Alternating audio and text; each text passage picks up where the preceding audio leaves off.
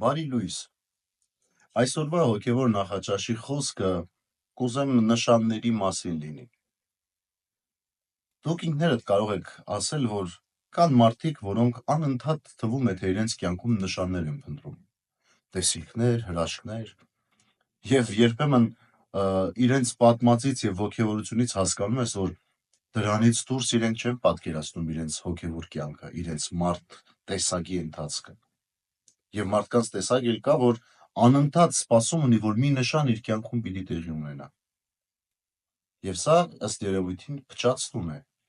հոգևոր ապրումը մարդու կյանքի մեջ։ Սիրելիներ, քրիստոնեությունը իրականության համար է։ Այս կյանքը ճիշտ դասավորելու համար է։ Քրիստոնեությունը տեսիլքներով ու հրաշքներով ու նշաններով ապրելու համար չէ։ Քրիստոնեությունը հստակ է։ Այսօր անելիքդ ճիշտ կազմակերպելու մասին է։ Աստծով կազմակերպելու մասին է։ Եսայի մարգարեության 7-րդ գլխում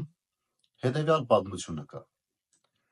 Տերը նորից շարունակեց խոսել Աքազի հետ, ասելով. «Խորխորատում լինի թե բարձունքում, քեզ համար նշան խնդրիր քո Տեր Աստծուց»։ Իսկ Աքազը պատասխանեց. «Չեմ խնդրի և Տիրոջը չեմ փորձի»։ Եվ նա ասաց. «Արդ, լսեցեք դուք, որ Դավթի տնից եք.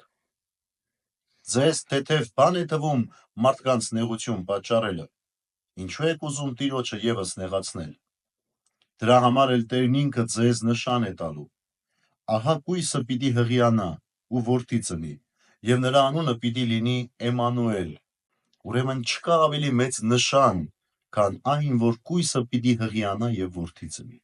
Իսկ դուք դա գիտեք, մեր Տեր Հիսուս Քրիստոսի ծննդյան նշանն է, Սուրբ Աստվածամոր հղիության նշանն է։ Ուրեմն ինչ է պետք այս կյանքում փնտրել ավելորդ, եթե ունենք այն մեծագույն նշանը իդեմս մեր Տեր Հիսուս Քրիստոսի մարմնավորման, ծնվելուն, այս կյանք մտնելուն։ Այսօրվա հոգևոր նախաճաշը կուզեմ, որ յուրաքանչյուր մեկիդ մեկ անգամ ևս հիշեցնի, որ պետք չէ հրաշքներ, տեսիլքներ ու նշաններ փնտրել այս կյանքում, երբ գիտես, որ քո կյանքում այլևս Տեր Հիսուս Քրիստոս կա, քո պատմության մեջ Տեր Հիսուս Քրիստոս կա, մարմնացած Աստծո խոսքը կա, իսկ դա բավարար է, որպեսզի հավատքի կյանքը լավը լինի, ամուր լինի և հասցնի մարդուն Աստծո հետ հավիտենական միության։ Բարի և խաղաղ օր ձեզ բոլորիդ, Աստված օրհնի ամենքիս։